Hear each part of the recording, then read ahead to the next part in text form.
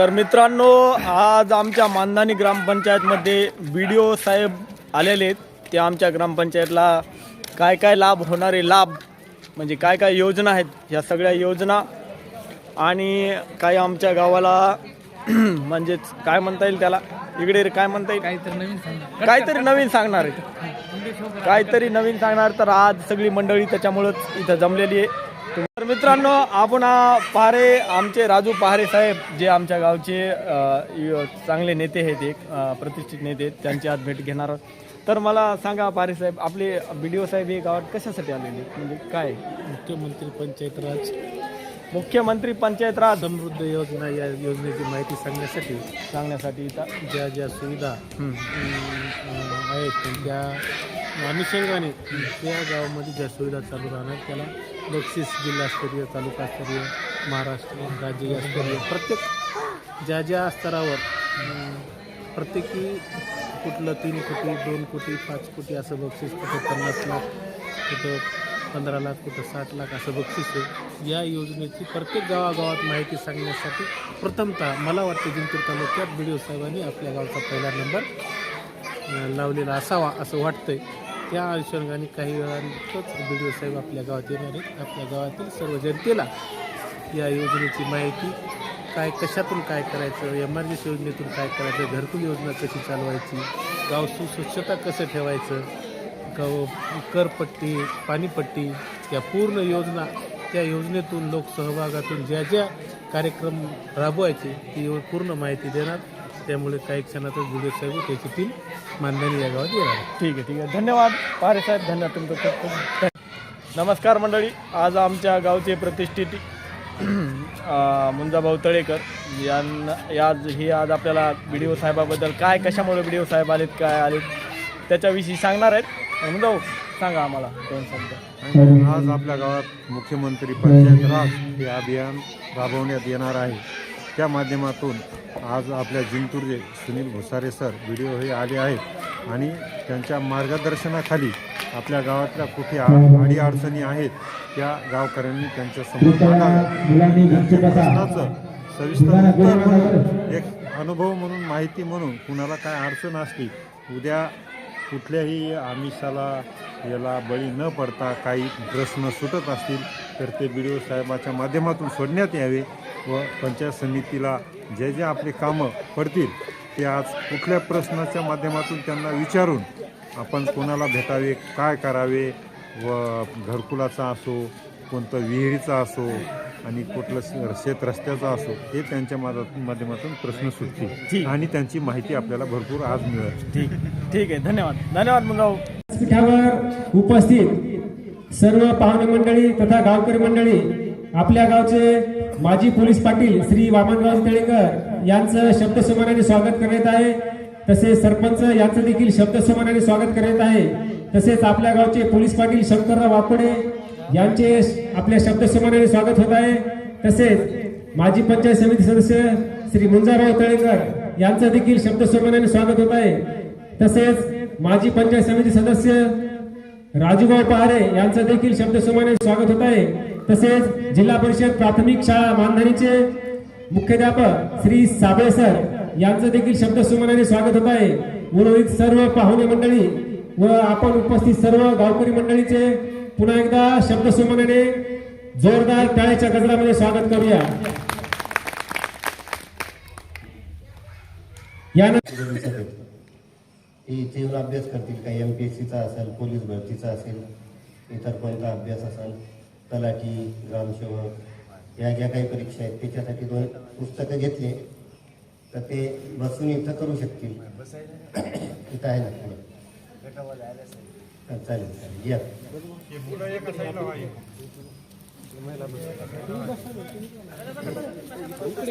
दुकानदार असो किंवा अन्य असेल व्यवसायासाठी काय असं कर्ज असं काय मिळू शकेल पंचायत समितीमार्फत लोन नाही मिळत कोणतं. तुम्हाला बचत गटाचं जे मिळतं ते वेगळं. बचत गटाचे जे व्यवसाय करायचं ते बचत गटांच्या यांना महिलांना माहिती कोणते मिळते.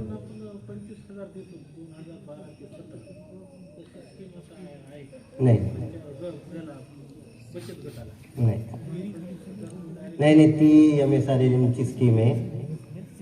ते बचत गटाला जे काही मिळतंय ना ते कर्ज स्वरूपात आणि रिव्हॉल्विंग फंड स्वरूपात मिळते. हां,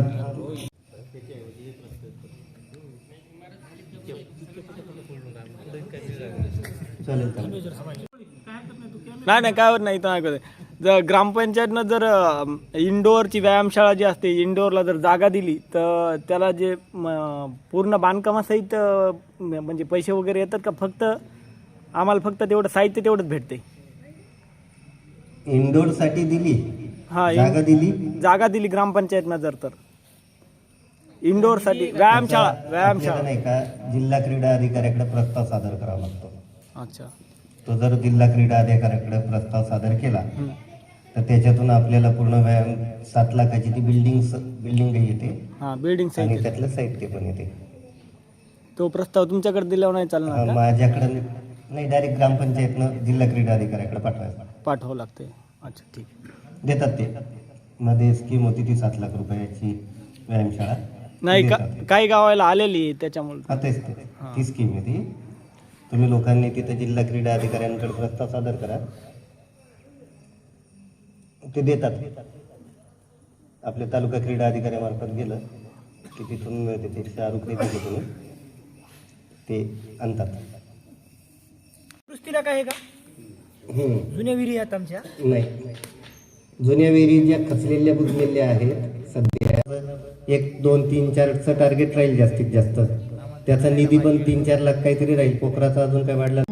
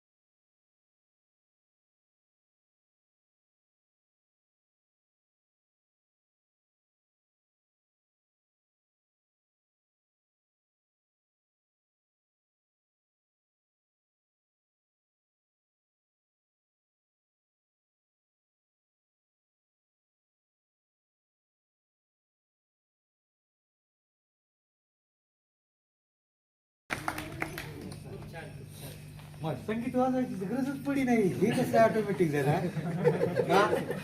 आल्यात आता तर आम्हाला ग्रामसंघाला बचत गटाकडून आम्हाला ऑफिस पाहिजे. हां आपल्याकडे आहे का एखादी इमारत खाली ग्रामपंचायतला घेतली नाही ती ग्रामपंचायतला जी मागची होती ना आपली इमारत तिला आपण ग्रामपंचायतसाठी वापरायला घेतलंय.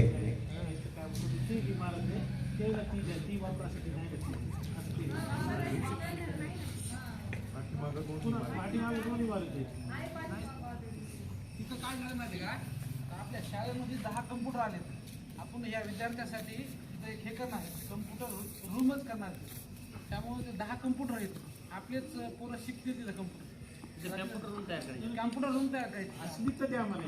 आणि जर आपल्याला ग्रामपंचायत आली ना तर आपली ग्रामपंचायत तिथं जाते. हां हे बेस्ट पर्याय राहील.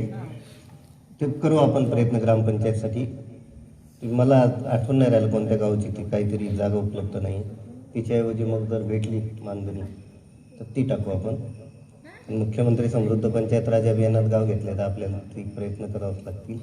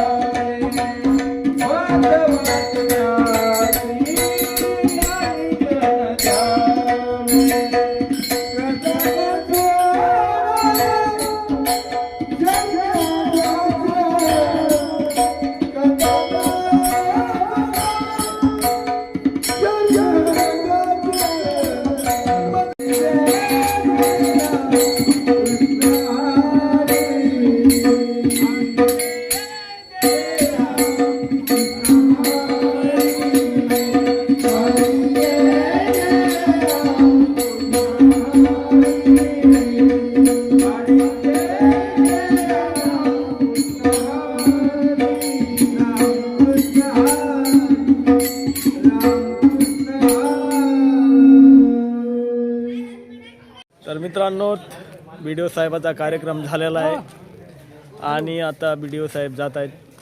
तर तुम्हाला पूर्ण ब्लॉग आपला बघायचा आहे. जे ग्रामपंचायतची सभा असा लय भारी असा ब्लॉग आहे.